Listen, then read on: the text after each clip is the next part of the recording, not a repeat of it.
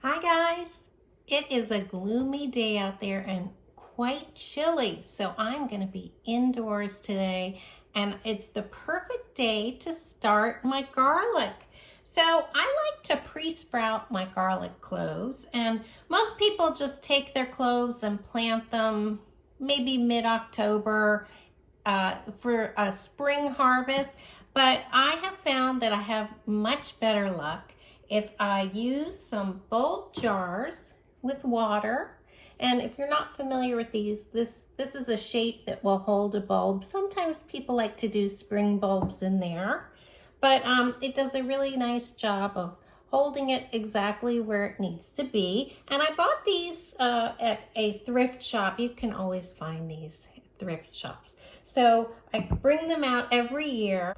And what I like to use is organic garlic from the grocery store. It doesn't even matter what brand, but you must get organic. Make sure that whatever you buy is organic. A lot of people get this from bulb distributors and seed shops and that kind of thing, but I've had good luck with store-bought garlic. Oh, the other thing I should mention is that it has to come from whatever country you're in. If it's imported, produce items are irradiated, so that would kill any viability in the actual clove. You want to make sure that this is a live piece of garlic that's going to sprout for you. This one is from Orlando, Florida. The other reason I like to buy organic is that it may not be sprayed with an inhibitor. And a lot of times produce will be sprayed with growth inhibitor that doesn't allow these roots to sprout. And I'm hoping, and it's worked in the past, I'm hoping that these roots will sprout in water. Now there's minimal preparation for your garlic cloves. Obviously anybody that's cooked with garlic or grown garlic before knows that one bulb contains a bunch of different cloves. So the idea is if I pre-root these, I can separate out the individual cloves and plant them into my garden. And I'm gonna cut the top off so that those sprouts from inside each individual clove can start growing out without any resistance. So I'll just give it a cut with a nice sharp knife, and I'll just trim it off. Obviously you don't want to cut too much of the garlic. I think that's going to do just fine. I want to make sure I can see just a little bit of green in several of the cloves of garlic. So let me make sure I do that. You're kind of just shaving off the top of the bulb and making it easier for that garlic to grow. So as you can see, it's sort of flat on top now, thanks to my little trimming. And if you look inside, you'll see a spot of green. That is the live part of the garlic. Well, the whole thing is alive, but that is the part of the garlic that will grow and turn into a whole clove itself by spring. So that is our goal, but this one is ready. I just set it in the water and I change the water every few days.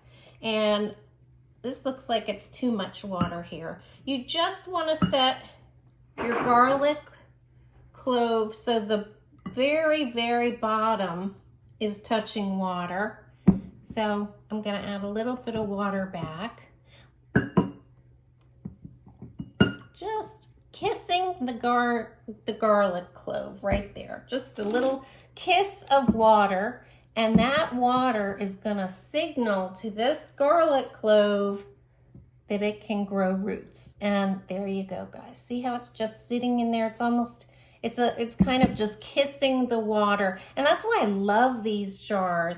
You could probably find a regular jar with the right size opening that will fit your clove, but these make it really easy, guys. So next spring, instead of 4 cloves, I should have maybe 30 or 40 that grow, and I can harvest those and use them for a few months. So that's always a thrill. but I'm gonna turn off the camera and trim up the rest, and then I'll show you the finished result. And these are gonna stay inside for 2 weeks. My temperatures are going up and down, and I think when you're trying to encourage roots to grow, it's good that it's consistent, and it's also good if it's warm. So I'm just gonna keep these on my the edge of my kitchen sink where I have artificial light, and that's gonna be enough to get these started. All right, I've trimmed up all of my garlic and set it in the water just so the very bottom, which has the dried up roots, is touching the water. It's just kissing that water, and it's going to send down some beautiful roots. All of these plants had little green areas in the center of each clove that I exposed. And I wanted to show you how little bit, the little bit that I took off the top, it's really not very much. You just want to sort of shave the top off until you see a little spot of green in all your cloves. Now you don't want those cloves sitting deep in the water, you just want that very bottom part touching.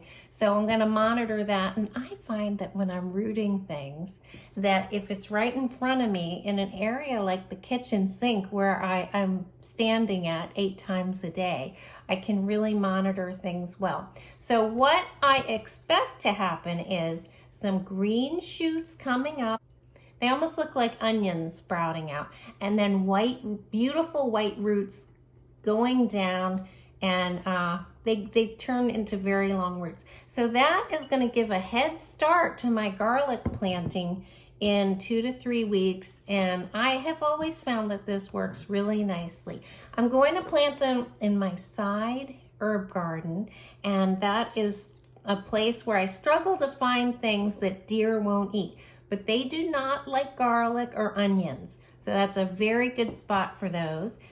There you go, little garlic cloves. You're all set up to root. I'm gonna keep an eye on you because I put you next to the kitchen sink.